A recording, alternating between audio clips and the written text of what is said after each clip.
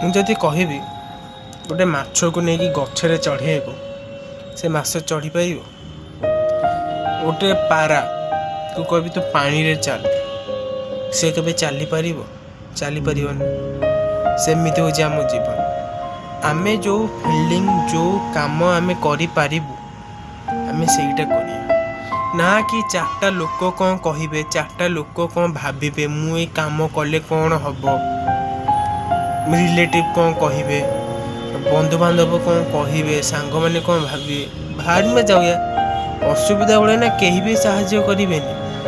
ଏଥିପାଇଁ ନିଜକୁ ଯେଉଁଟା ଭଲ ଲାଗେ, ନିଜ ଫିଲିଙ୍ଗସ୍ ଯେଉଁଟା ଆସୁଛି ଯେ ହଁ ମୁଁ ଏଇ କାମ କରିପାରିବି, ମୋତେ ଏଇଟା ପସନ୍ଦ, ମୋତେ କ୍ରିକେଟର ହେବାର ଅଛି, ମୋତେ ଫୁଟବଲ ଖେଳିବାର ଅଛି, ମୋତେ IAS, ଯାହା ବି ଆପଣଙ୍କର ଚଏସ୍ ଥିବ ଆପଣ ଆପଣଙ୍କ ହିସାବରେ କରିବେ। କାହିଁକିନା ଚାରିଟା ଲୋକ ଆପଣଙ୍କୁ ଖାଇବାକୁ ଦେଉନାହାନ୍ତି, ବୁଝିଲେ?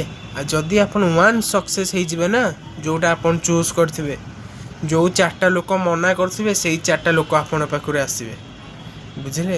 ତ ସେଥିପାଇଁ ଚାରିଟା ଲୋକଙ୍କ କଥା ଭାବନ୍ତୁନି, ଯେଉଁଟା ଆପଣ ଚାହୁଁଛନ୍ତି ସେଇଟା କରନ୍ତୁ।